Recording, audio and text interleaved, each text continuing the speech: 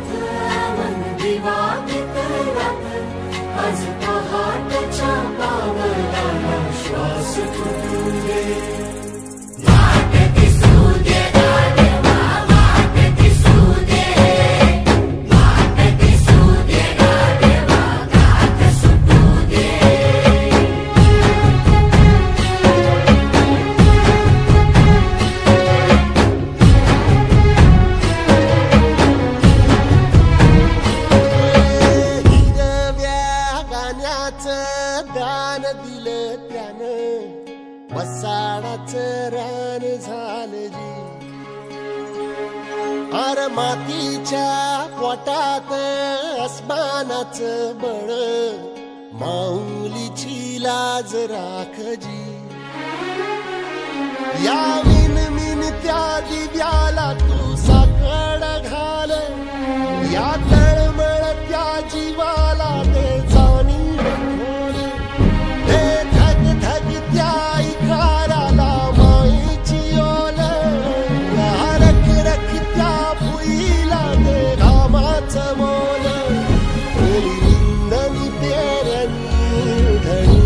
जिंदगानी कुंड्याचं सारं रान आबादान हसू दे.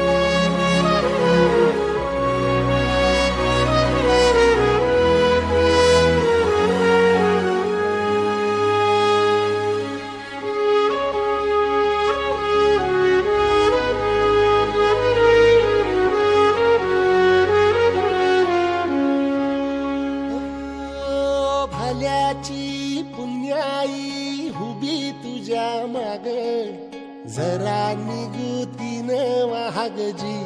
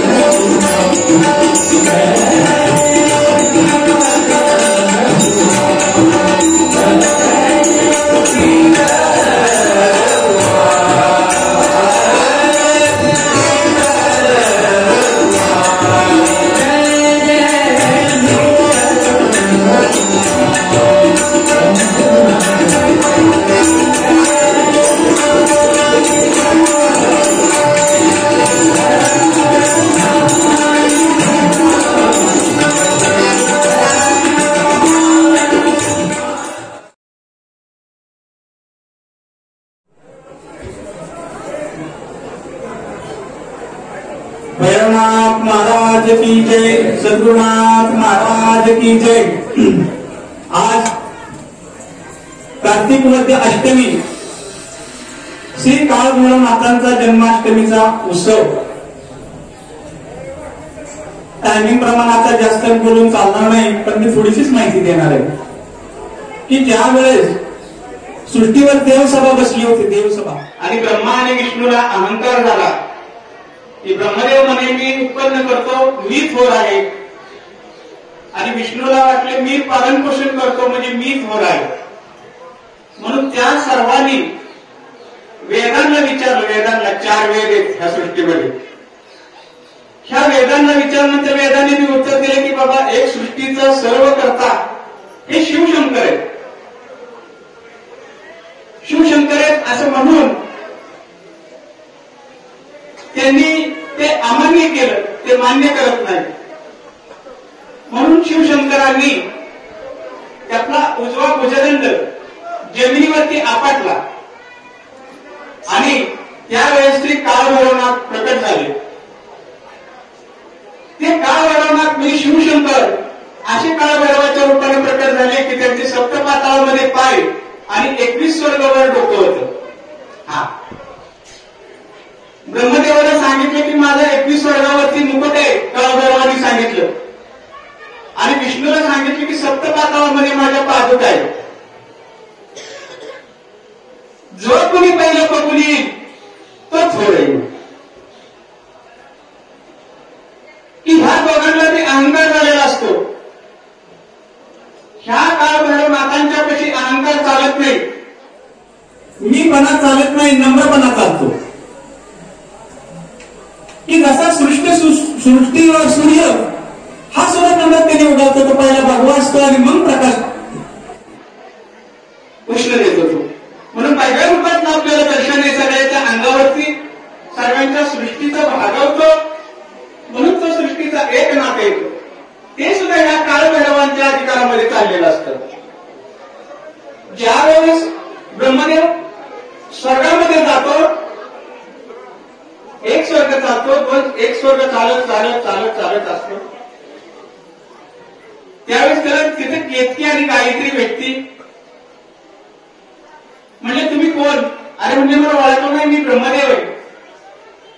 तुम्ही असं का विचारता? तुम्ही कुठे निघालाय? तर म्हणे आम्ही काळभैरवाचा मुकुट पाहायला निघालेलो। तुम्ही मला ओळखतो नाही, मी एवढा सृष्टीचा उत्पन्न करताय ब्रह्मदेव।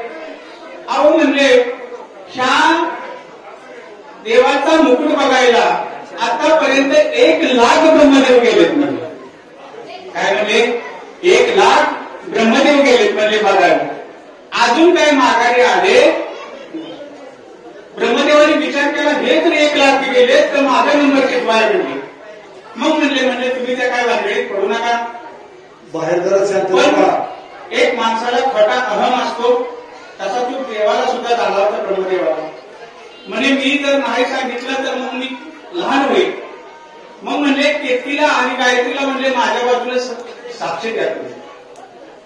तोपर्यंत तिकडे काय झालं होतं, पाताळामध्ये ज्यावेळेस श्री विष्णू गेले पादुका बघायला नाथसाहेबांच्या, ते चालत चालत चालत चालत गेले आणि पाताळकंद गणपती पाताळामध्ये बसला होता श्री गणेश. त्यांनी डोळं उघडायला आणि विष्णूची गाठ पडायला एकच टाइम झाला. अहो म्हणजे कुणीकडे निघाला तुम्ही कोण? अहो म्हणजे मी विष्णू जगाचा पालन करता. असं का विचारताय? अहो म्हणजे ह्या वाटेने भरपूर विष्णू गेले म्हणले. तो कशासाठी निघालाय तुम्ही? तर म्हणजे मी काळभैरवाच्या पादुका बघायला निघालेलो आहे. तर म्हणजे हा वेळेपणा करू नका, तशा तुम्हाला त्या पादुका भेटणार नाही. त्याला गुरुमार्ग लागतो. म्हणजे नमस्कार, गुरुमार्ग लागतो. मग म्हणजे मी आता काय करू? मग म्हणजे तुम्हीच माझं गुरु आहात. म्हणून विष्णूचा गणपती हे गुरु झाले आणि त्यांच्या डोक्यावरती हात ठेवला. कुणाच्या? विष्णूच्या. आणि त्या काळभैरवाच्या पादुका विष्णूंनी त्यांच्या अंतःकरणामध्ये बघितल्या. म्हणजे असा हा सर्वव्यापी श्रीनाथ आहे. आणि मग ते येऊन कुठं धरले तर शंकराच्या मागे येऊन बसले. ब्रह्मदेव आले आणि विचारलं त्यांना नाथांनी, का हो आणलं तुम्ही? बघितलं तुम्ही? हो म्हणजे बघितलं. आता बघितलं आहे असं त्यांना कळते नाही की खोटं बोलतात. आता म्हणजे विचारा ह्या गायत्रीला. काय म्हणले? त्या गाईला विचारा आणि ह्या केतीला विचारा. केती म्हणजे केवढा? तसं रागानं एकदम भयानक झालं काळभैरवाचं. काय? आणि त्या ब्रह्मदेवाचं शिर आता म्हणले ह्याला जर तलवारीने मारला तर हे ब्रह्महत्या होती, ब्राह्मण.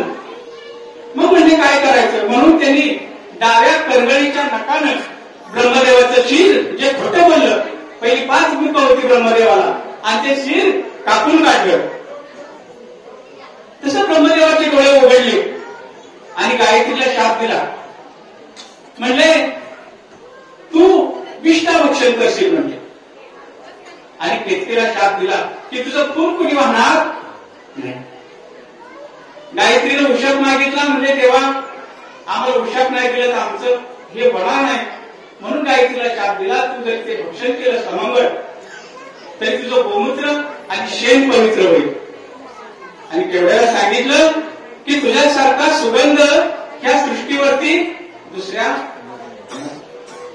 म्हणून ज्या वेळेस ब्रह्म विष्णूंनी हे जर निंदा केली शिवाची, आणि म्हणून हे काळभैरवाचं रूप धारण झालं दैत्यांचा वध करायला आणि ब्रह्मदेवाचा अहंकार घालवायला.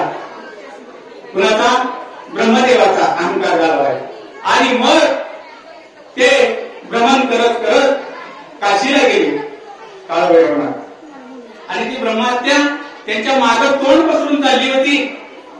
तेव्हा विष्णूने तिला हरवले. म्हणले तर ह्यांच्या मागे का फिरते? अहो म्हणले तर मी ह्यांच्या मागे तर नाही फिरू, मला शंकराचा आदेश आहे. मी ह्यांच्या मागे तर नाही फिरले तर मला मोक्ष मिळणार नाही. काय मिळणार नाही? मोक्ष मिळणार नाही.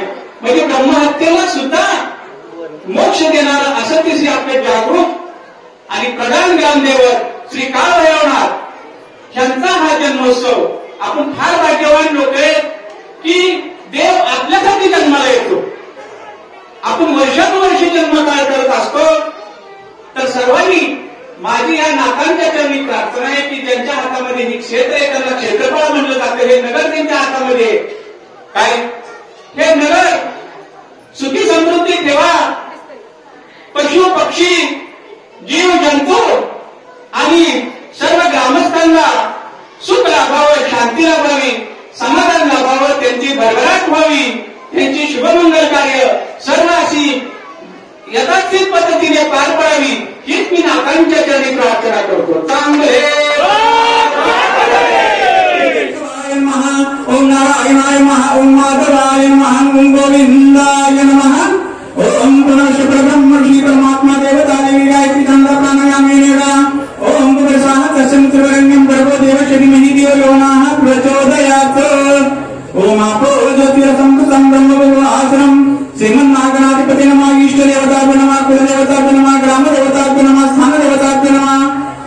देवतां मातृपितृभ्यो नमः लक्ष्मी नारायण नमः सर्वेभ्यो देवेभ्यो नमः सर्वेभ्यो ब्राह्मणेभ्यो नमो नमः निर्गमस्तु समयगंध कपिलो वज्रकर्णका लंबोदर चरितो गणाशगणाधिपं धूम्रकेतुगणाक्षपालचंद्रो गजानना एतानि द्वादशनामानि प्रतिनिध्यालंकरि वायचे प्रवेश निर्गमे तथा संग्रामे संकल्पनिरस्तस्मै जायते शुक्लं वरं देवं शशिवर्णं चतुर्भुजं प्रसन्नवदनं ध्यायेत् सर्वं प्रशान्ते सर्वमङ्गलमाङ्गल्ये शिवे सर्वार्थसाधिके शरण्ये त्र्यम्बके गौरी नारायणी नमोस्तुते सर्वदा सर्वकार्येषु नास्तितेषां मङ्गलमेषां वरदे सर्वभवान् मङ्गलाय तनरि तदेव लग्नं सजनं तदेव ताराबलं चन्द्रबलं तदेव विद्याबलं दैवबलं तदेव लक्ष्मी कथयते स्मरामि लाभस्तेषा देशस्तेषा कुतस्तेषां परज्ञा एषा आमितुषाम्बरदेश्वर जनार्दना विनायकं गुरुभानु ब्रह्मा विष्णु महेश्वर सरस्वती प्रणमाते सर्वकार्यार्थिते अभिषेक सिद्धस्त पूजते सुरासुर्या सर्व नमस्ते गणाधिपते नमः सर्वशारदकाय स्थिते श्री गुणेश्वर देवादिशंतु सिद्धिं ब्रह्मेशान जनार्दना श्रीमद् भगवतो महापुरुषस्य विष्णु राजन्य प्रवर्तमाने अद्य ब्रह्मणो जिथे पराते विष्णुपदे श्री स्वयंवर आकल्प्य वैवश्यमनंतरे कलयुगे प्रथम चरणे भरतवर्षे भरतखंडे जम्बूद्वीपे दंडकारण्य देशे गोदावरी दक्षिणातीरे स्वस्तिशी नवजालिवांशे 1942 नाम संवत्सरे दक्षिणायने शरदृतु कार्तिक मासे वद्य पक्षे अष्टमी द्वितीयां याता हितं राशितान शुभनामे शुभकरणी एवं ब्रह्मविशेषं विशिष्टायां शुभ पुण्यतिथौ मम आत्मनः स्तुति मूर्ति पुराणोक्त प्राप्त्यर्थम् अस्माकं सकल ग्रामस्थानां क्षेम स्थैर्य ऐरारोग्य ऐश्वर्य अभिवृद्धि प्राप्त्यर्थ सकल पीडा परिहारार्थाय इष्ट मनोकामना सिद्धि प्रीत्यर्थ यथा ज्ञानेन यथा मिलितो प्रचार द्रव्ये श्री प्रधान ग्राम देवता श्री काल भैरवनाथ तथा माता जोगेश्वरी देवता जन्माष्टमी पूजनं च करिष्ये ओम काल भैरवाय नमः ओम जोगेश्वरी भैरवाय नमः ओम मृत्युंजय भैरवाय नमो नमः पुंडरी गवरे हरिकाल श्री ज्ञानदेव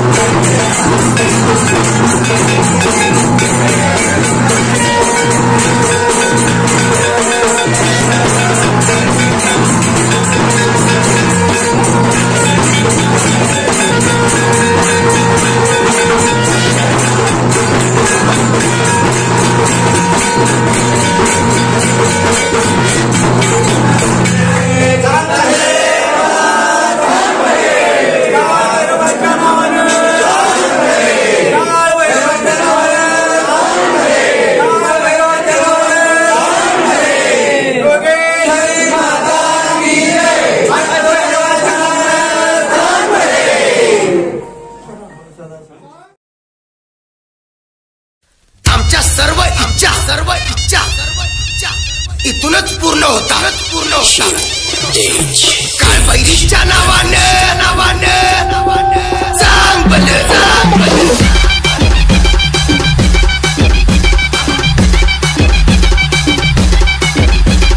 काळभैरीच्या नावाने सांग भलं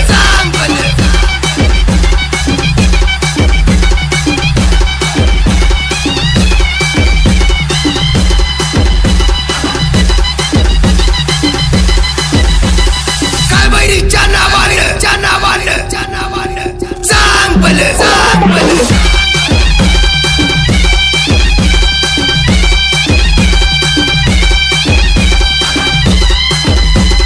काळभैरीच्या नावाने सांग भलं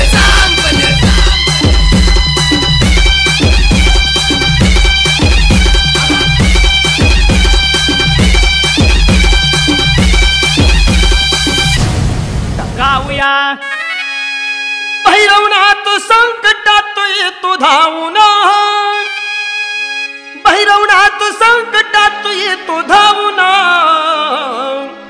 हाती डवर त्रिशूळ गोसावी होऊन हाती डवर त्रिशूळ गोसावी होऊन हाती डवर त्रिशूळ गोसावी होऊन हाती डवर त्रिशूळ गोसावी होऊन भैरवनाथ संकटात येतो धावून भैरवनाथ संकटात येतो धावून हाती डवर त्रिशूळ गोसावी होऊन हाती डवर त्रिशूळ गोसावी होऊन हाती डवर त्रिशूळ गोसावी होऊन हाती डवर त्रिशूळ गोसावी होऊन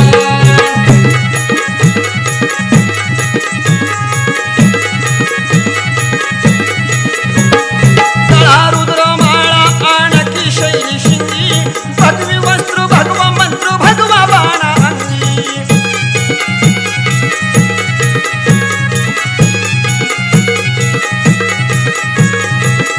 रुद्रमाळा आणखी शैली शिंगी भगवी वस्त्र भगवा मंत्र भगवा बाणा अंगी आलक निरंजन चांग भला गाऊन आलक निरंजन चांग भला गाऊन हाती डवर त्रिशूळ गोसावी होऊन हाती डवर त्रिशूळ गोसावी होऊन हाती डवर त्रिशूळ गोसावी होऊन हाती डवर त्रिशूळ गोसावी होऊन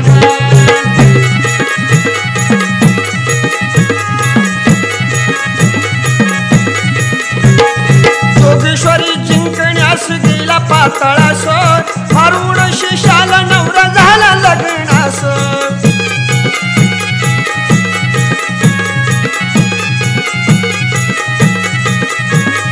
जोगेश्वरी जिंकण्यास गेला पाताळास हरुण शेषाला नवरा झाला या लग्नास